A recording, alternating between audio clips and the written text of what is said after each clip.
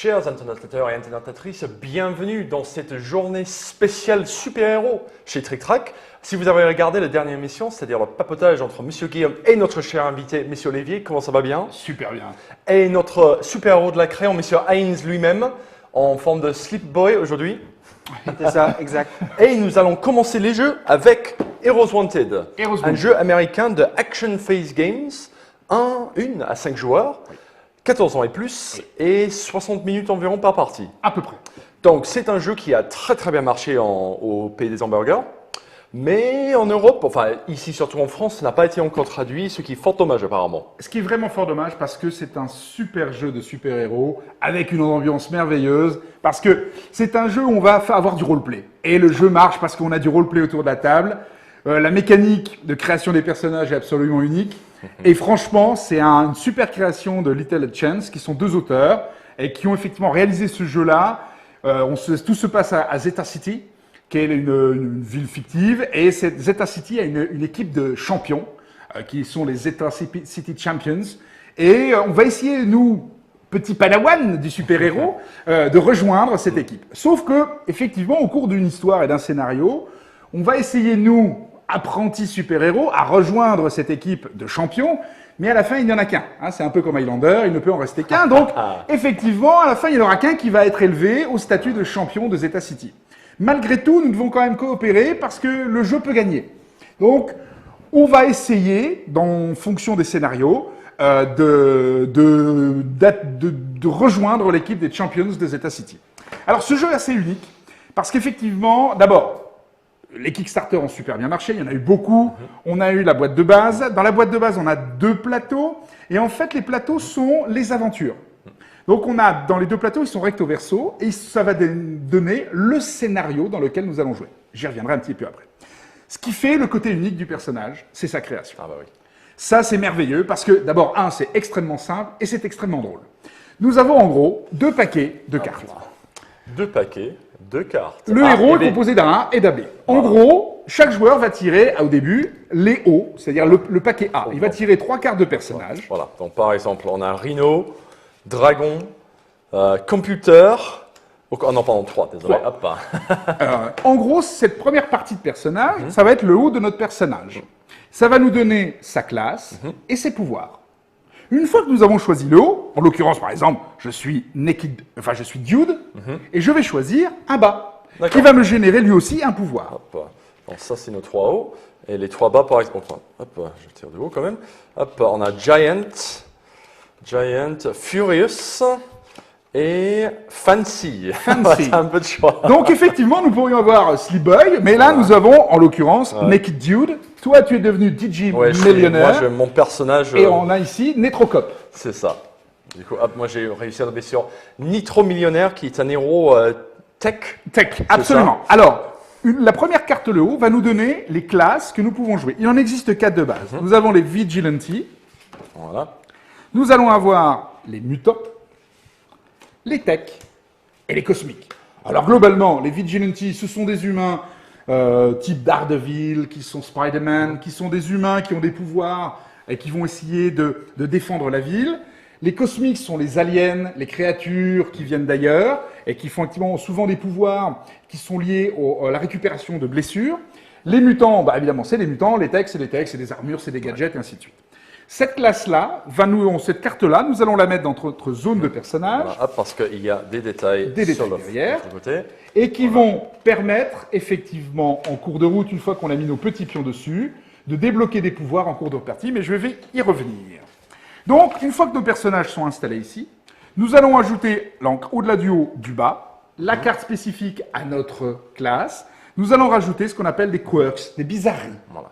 Et les bizarreries, c'est ça qui est drôle, c'est le côté roleplay. Alors, on peut jouer sans. Évidemment, quand tu joues en solo, la bizarrerie n'a pas un intérêt démesuré. Mais quand tu joues à plusieurs, c'est ce qui fait sa drôlerie.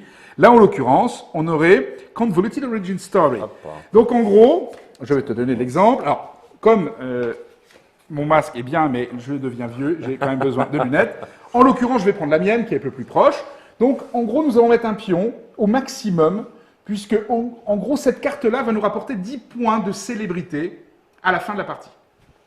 Mais en cours de route, Si je ne réponds pas aux attentes de super-héros, je peux perdre au fur et à mesure des points de célébrité qu'évidemment mes comparses me signifieront en cours de route. Hein. Alors, ensemble, mais quand même. Bah, toi, t'as... En l'occurrence, moi, à chaque fois que j'utilise mon super power, donc qui est généré ici pour le mutant, je dois dire ma petite phrase. En l'occurrence, la phrase de mon héros, de Naked Dude, c'est « Attention, les criminels maritimes ».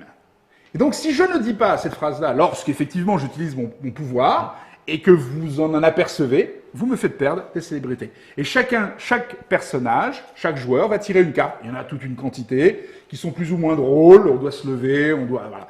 Et effectivement, ça amène un petit peu de piment roleplay dans le personnage. Donc ça, une fois qu'on a fait ça, notre personnage est prêt. On peut démarrer. On a tout en bas une zone d'achievements. Hop, voilà. Et les achievements, c'est ce qu'on va effectivement en cours de scénario, c'est toutes les réalisations qu'on va faire. Alors c'est en l'occurrence le poutrage d'underlings, donc les subalternes, ou d'hommes de main, les henchmen. Mais ça pourrait être également les points de dommage que nous allons faire aux vilains en cours de route.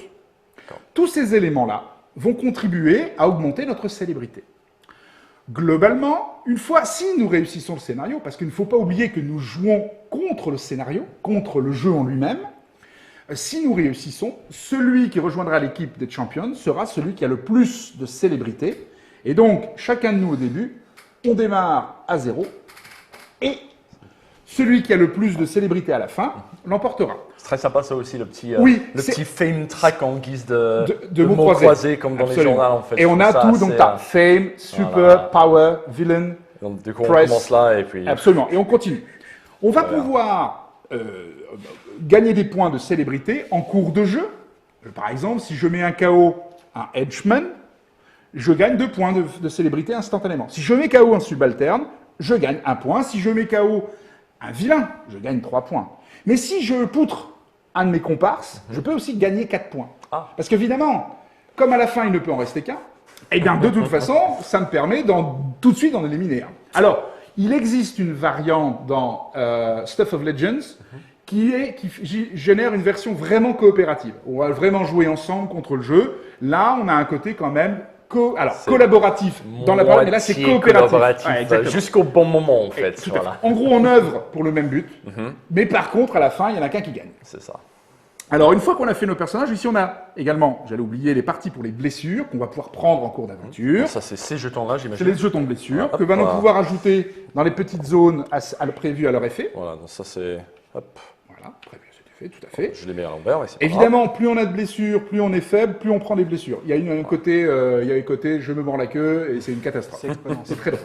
Mais les cosmiques, par exemple, eux ont besoin de blessures pour générer des pouvoirs.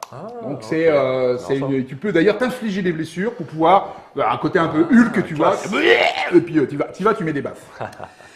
Une fois qu'on a préparé notre personnage, on va se distribuer le cœur du jeu. Ce sont les cartes d'action. Globalement, nous allons avoir, chacun de nous, 4 cartes identiques, qui sont Maneuver, Strike, Costume et Charge. Charge, voilà. Et en fonction de notre classe, on va avoir également l'activation pour Super Power. Donc en gros, ça va nous permettre d'activer le pouvoir de notre héros qui est dans la partie supérieure de notre personnage, pour rappel. Donc elle va être ici, on peut revenir à... Voilà, c'est cette partie-là. Donc Super Power va activer ça. Et en fonction de la classe, tu vas pouvoir activer le dernier. Donc toi qui es un tech, tu vas pouvoir activer Gizmo. Et en cours de route, tu vas pouvoir récupérer Gadget. Gadget qui est mon super pouvoir. Qui est vraiment le super pouvoir. Moi qui suis mutant, j'ai un Surge que je vais pouvoir débloquer. J'ai la même chose, sauf que j'ai un Mutant Power qui va activer mon pouvoir mutant. Et ça c'est grâce aux petits symboles qui sont tout en bas à droite de la carte, c'est ça? Exactement, tout à fait. Okay. Alors, la carte se décompose comme suit. Nous avons en gros des actions basiques. Donc ça, c'est notre set de base. Elles sont d'ailleurs marquées basiques. En haut, c'est dans la phase de défense, quand je vais vous expliquer la partie combat. Ça va nous permettre d'encaisser les dommages des vilains. Et après, c'est le type de manœuvre. Donc là, quand je fais maneuver, je vais pouvoir avoir du mouvement et de la défense. Là, c'est de l'attaque, le strike, comme son nom l'indique.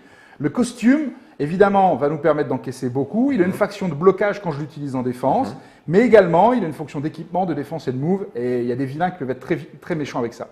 Et enfin, la charge, c'est de l'attaque et du mouvement.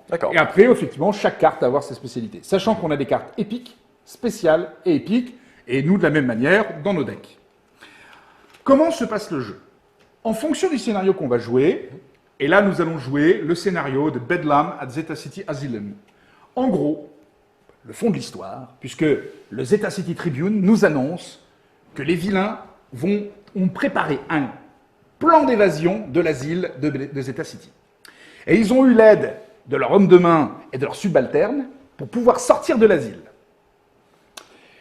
Cette partie de vilain, pour le moment, on ne sait pas quel vilain ça va être. Alors, ce qui est drôle, c'est que le vilain se construit de la même manière que les héros. Au moment où le vilain va se révéler dans le scénario, on va retourner un haut et on va retourner un bas. Un bas. Et là, en l'occurrence, nous aurions Time Roach. Attends, faut que je lui montre celui-là quand même. C'est particulièrement délirant. Time Roach. Voilà. Donc, c'est ça a été le premier boss. Un vrai vilain méchant. Ça se qui va avoir deux effets qui vont agir dans la phase des vilains. Donc en gros, le jeu se découpe en deux temps. Nous avons une phase de vilain, enfin une phase de héros et une phase de vilain. Les héros vont jouer une carte de leur main, réaliser l'action dans l'ordre du tour. Donc je peux être premier héros. On va tourner après dans le sens des aiguilles d'une montre. Lorsque nous avons fini notre tour et joué nos cartes et réalisé les actions qui sont marquées dessus, ce sont les vilains qui vont jouer. Mais les vilains agissent de manière scénarisée. En gros, nous allons faire avancer le pion de menace au fur et à mesure du temps. Là, on va jouer potentiellement sur 21 tours. Pour être franc, il est très difficile que ça peut se passer mal bien avant. En fonction de où on avance le pion de menace dans la phase de vilain, d'ailleurs c'est très marqué, donc on va d'abord avancer le pion de menace. En fonction de la couleur dans laquelle je suis, les vilains vont agir d'une manière ou d'une autre. On y reviendra quand on fera la partie, on expliquera le scénario. Et enfin, les vilains attaquent et les minions attaquent. Si imaginons que le vilain n'est pas là, le vilain, lui, on va activer son pouvoir, donc il a un pouvoir spécifique qui peut particulièrement faire mal, et également les minions et subalternes. En gros, les minions, c'est l'ensemble des pions, et donc on avait les subalternes et les henchmen. Les henchmen font 2 points de dommage de manière adjacente. D'accord. Et les subalternes vont faire 1 point de dommage de manière adjacente. Donc là, en l'occurrence, je suis ici, je prendrai 1 point de dommage. Tu en prendrais 1. Tu en prendrais 1 également. Eh bien, on peut cumuler. Imaginons qu'on peut être entouré. Si tu étais là. Exactement. Exemple, là, tu pourrais prendre. Tu prendrais 6 de dommages. Okay. Et à partir de là, on va utiliser nos cartes, mais sur la partie de ce qui nous reste ici, pour. Donc, du coup, on pourrait jouer le carte costume qui bloque 7. Exactement, qui va bloquer 7. Par contre, une fois qu'effectivement j'ai utilisé ma carte est dans la défausse. Donc, je ne l'ai plus en main le coup d'après. Et il faut utiliser toutes tes cartes avant de pouvoir repiocher. Tu peux, quand tu veux, te reposer. Donc, en gros, je vais me reposer. Je ne fais rien ce tour-là, je récupère toutes mes cartes. Mais je vais quand même subir une phase. Ça va. Ah oui, bien sûr. Alors, comment récupérer les cartes? En gros, comme nous allons faire la une des journaux, le scénario se passe, en règle générale, dans le scénario, à deux unes des journaux de base. Là, en l'occurrence, on doit sauver des bystanders, des spectateurs. Ça, c'est les jetons, là? C'est les jetons, absolument. Donc, si le premier qui en sauve un, donc il suffit de se mettre sur une tuile, enfin sur une case adjacente et de dépenser une action. Enfin, dès qu'on est sur une case adjacente, on le sauve. D'accord. On peut prendre un de nos pions de notre zone, donc voilà, ici, tu vois, sur cette partie-là. Ce qui nous permet de débloquer des pouvoirs. Je prends ce pion-là et je vais le mettre ici. Donc à la fin de la partie, je vais scorer 3 points. Si je suis le deuxième, si c'est moi après, je peux prendre d'ici et je prends là. Au moment où je réalise l'action de le sauver, je vais également réaliser l'action, parce que là, ça me permet de débloquer ma carte. Mais là, par exemple, je peux activer mon Mutant Power. Là, je peux récupérer mon Mutant Power qui est ici, et je perds une blessure. Et ici, je peux reprendre 2 actions dans la défausse. Donc, c'est aussi un moyen de continuer à se battre pour pouvoir continuer ces scénario. Parce que se reposer, c'est bien, ça nous permet de tout récupérer en main. Mais en attendant, je ne fais rien et je peux en prendre plein la musette. Et la menace continue à avancer. Ok. Donc ça, ce sont les 2 de base. Et on va tirer au hasard parmi une quantité astronomique. Donc là, on en a tiré 3. Si nous mettons KO des hommes de main, 6 hommes de main, le premier qui le fera gagne à 3, et ainsi de suite. Celui qui gagne le premier 10 points de célébrité, bah, évidemment, il scorera 3. Et si on met KO 2 hommes de main, on pourra scorer dans l'ordre de chronologie, on pourra scorer des points de célébrité. Très bien. Alors, les cartes, dernier petit point. En gros, elles vont activer ce qu'il y a. Il suffit de lire et d'activer ce qui se passe. À la fin de la partie, nous avons perdu. En l'occurrence, dans ce scénario-là, si 3 vilains arrivent à se sauver, nous avons perdu le jeu. Et nous gagnons lorsque nous avons mis KO 3 vilains. Tout simplement. Nous avons également d'autres conditions. S'il n'y a plus assez de henchmen ou plus assez de subalternes, on pourrait perdre le jeu. Mais c'est tendu, hein, parce qu'il y a des conditions, ils peuvent repopper et ainsi de suite. Et donc, le jeu dure, à peu près, ce scénario dure entre 45 et 50 minutes. Et on peut le rejouer, parce qu'effectivement, comme on va tirer au hasard les personnages, ça nous permet une rejouabilité presque... Alors, c'est toujours le même scénario, c'est vrai, mais on en a quand même 4 dans la boîte de base. Dans The Stuff of Legend, il y en a 2 nouveaux. Et puis, ils retravaillent dessus, il y a quelques add-ons, il y a des choses vraiment sympas qui ont été rajoutées. Voilà, globalement, comment nous allons essayer de rejoindre l'équipe des champions de Zeta City. Si on peut. Enfin, une de nous. Un de nous. Un de nous, pardon. Un de nous rejoindront. Bon, je pense qu'on a tout dit. Oui. Donc, ceci était, ou sera, si vous regardez le vidéo qui suit, Heroes Wanted, Action Phase Games. Rappelle-moi le nom des auteurs, parce qu'il n'est pas marqué sur la boîte. David Chance et Nick Little. Nick Chance et David Little. Chance et Little. C'est bien ça. Un jeu pour 1 à 5 joueurs. 1 à 5 joueurs, ce qui est plutôt rare. La version solo est vraiment sympa à jouer, parce qu'elle est un peu tendue. Et 5 joueurs, ça se joue très bien. Alors là, par contre, on se poutre. Hein. À 5 joueurs, c'est sûr et certain, on se met sur le Je point. m'étonne. 14 plus et 60 minutes. Oui. Alors, en fonction du nombre de joueurs, je vois par exemple ce scénario-là, à 2, on l'a fait en 45 minutes. Mais si on rajoute quelques jours de plus, évidemment, ça prend un peu plus de temps. Puisqu'on joue de manière séquentielle. Exact. Donc, ça prend un petit peu plus de temps. 14 ans et plus, je pense que comme c'est un jeu américain, c'est simplement parce que aux États-Unis, on a un âge où il faut avaler les pions, et c'est à partir de 14 ans qu'on ne les mange plus. Donc, je pense que c'est pour ça. Je pense qu'on peut jouer très honnêtement à partir de 8-10 ans, parce que c'est quand même très drôle, c'est pas très compliqué. Alors, la seule problématique pour nous Français, c'est effectivement que tout est en anglais. Oui, bien sûr. Mais ne sait-on jamais. Peut-être qu'un jour, ça pourrait intéresser un éditeur français et nous faire mettre sur le marché ce merveilleux jeu. Cette vidéo aidera. Bon, merci beaucoup pour les explications. Et on vous retrouvera tout de suite pour la partie en jeu. À tout de suite. À tout de suite.